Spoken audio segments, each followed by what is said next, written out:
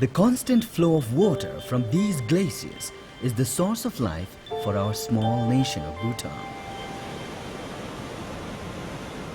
We call it white gold, and it is key to our development, providing irrigation and hydroelectricity.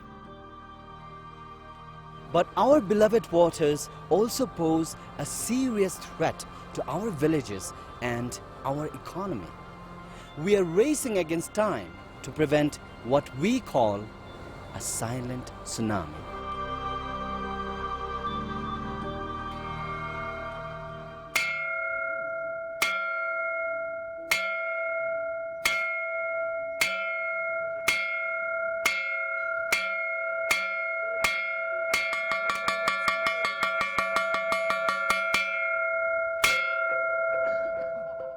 At promptly 7:45 each day, 250 workers begin a 1.5-hour journey from their Lunana base camp to Lake Tortormi.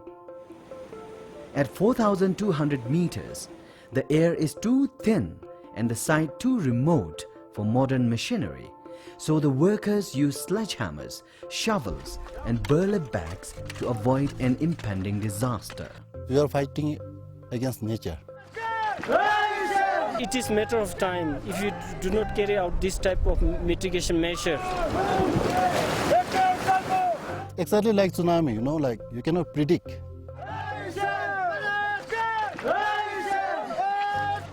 It's now late September and the workers have been clearing boulders and rocks for the past 2 months so they can dig a channel they hope will prevent small glacier lakes from growing into one massive lake that can burst, causing a catastrophic glacial outburst flood or GLOF. Ice starts to melt and then the water level rises.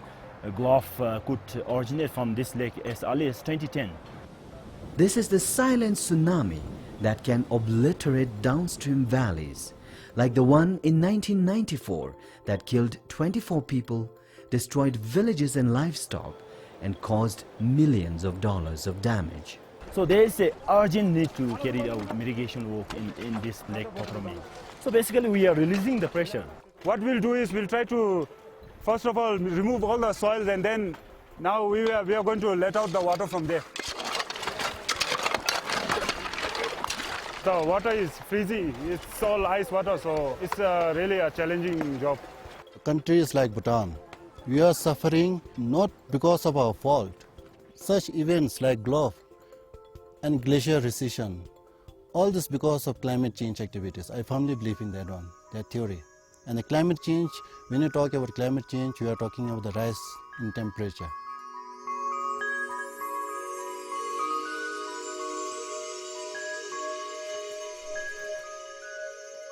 Bhutan, we don't contribute anything to climate change. In fact, we are carbon sinkers, but still then you are suffering the impact of climate change. Near the border with Tibet, Lake Tortormi is now just a moonscape of rocks, sand and mud.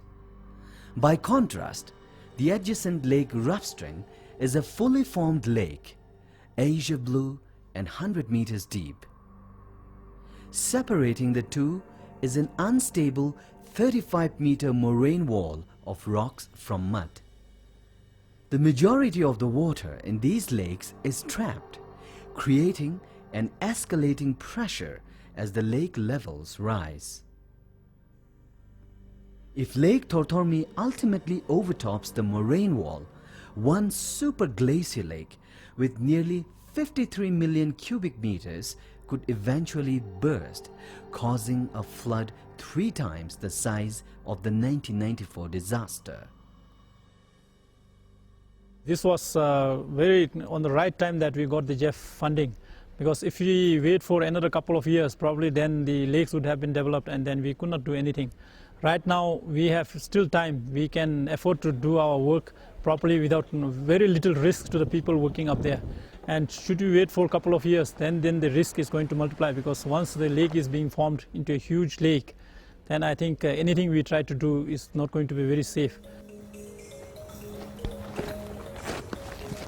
Dauchu Dukpa is a senior geologist with the Bhutan government and leading the team to prevent such a catastrophe.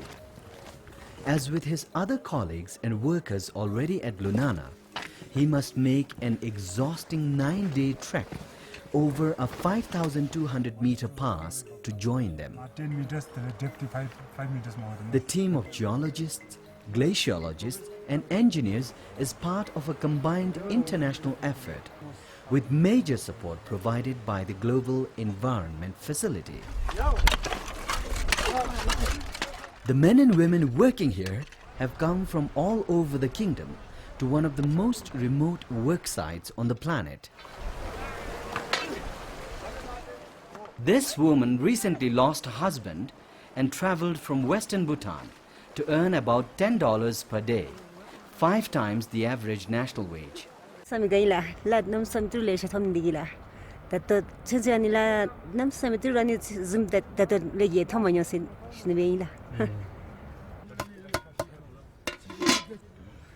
She is one of nearly 250 Bhutanese nationals who have set up temporary homesteads for the short 3-month period when work can be done at the 4,200-meter site. Sham Dorji Doya is among the workers. He too trekked 14 days in the hopes of making enough money to start a new life.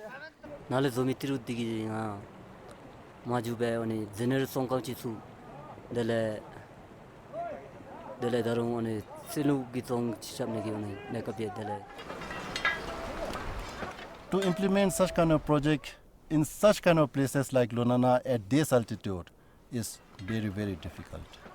The remote and rugged location challenged project planners to find the best way to get the work done while supplying the workforce with food, fuel and tools. Although helicopters were considered to bring the 60 tons of supplies to the site, everything from shovels and propane to rice and potatoes, planners ultimately used skilled local horse and yak herders for the substantial economic and social benefits from using local providers. The result was that more than $150,000 were distributed to local herdsmen and women.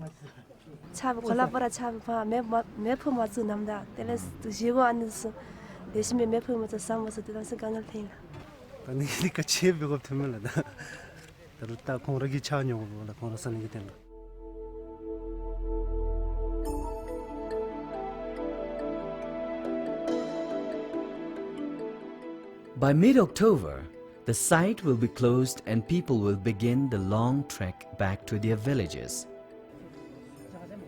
The money they will earn during the 3-year project will buy food, shelter and education for their kids. And it may also buy something else for the country.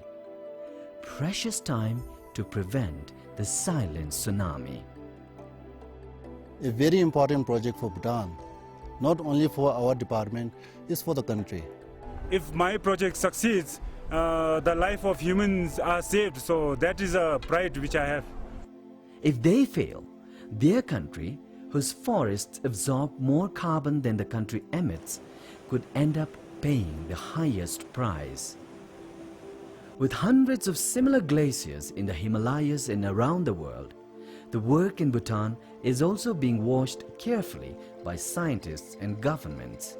In the Himalayas, I think this is the first time that such work is being done, and then quite a lot of the countries like Nepal, Pakistan, India, I think, and then the Hindu Kush areas, they are all looking forward and observing us how we are doing and how successful we will be.